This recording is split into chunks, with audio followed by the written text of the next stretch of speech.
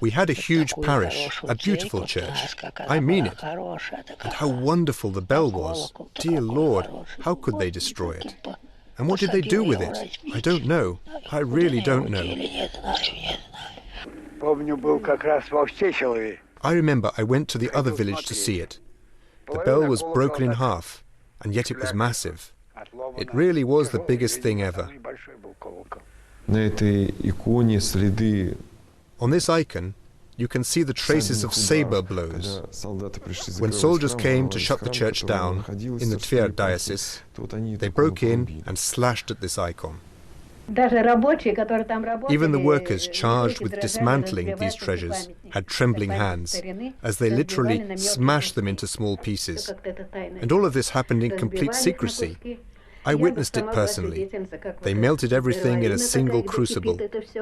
Bronze, copper, silver, every metal used for the bell.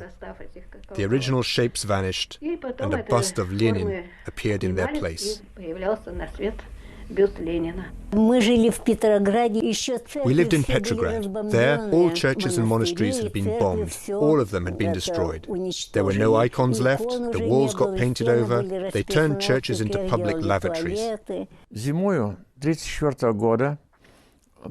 the winter of 1934, many clergy, priests, monks and deacons were sentenced to be shot. They also came for the parish elders and just ordinary parishioners. The cold was awful. Digging graves was very hard. The ice was 2.5 meters thick. So the powers that be gave the order to drown them in the Irtysh River. Many of them put up resistance and stood their ground, so that some of them had to be helped on their way with the butt of a rifle. With priests it was different. They would come up to the hole in the ice on the frozen river, cross themselves and say, "May God have mercy on you, because you do not know what you are doing." With these words, they would pull up their cassock and jump into the hole.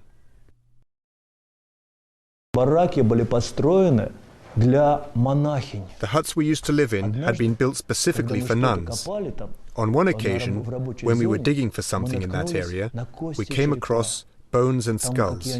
They were small, they clearly belonged to women.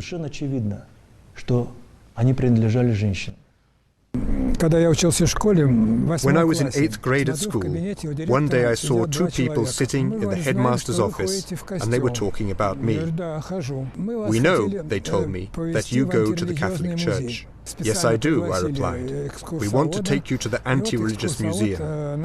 They hired a guide to walk me around the various relics, bones and instruments of torture in the museum.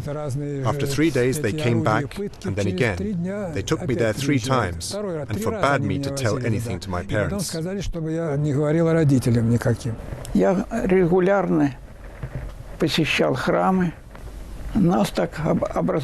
We attended church regularly. We were a group of 3 or 4 people. We kept on going until they found us out and arrested us.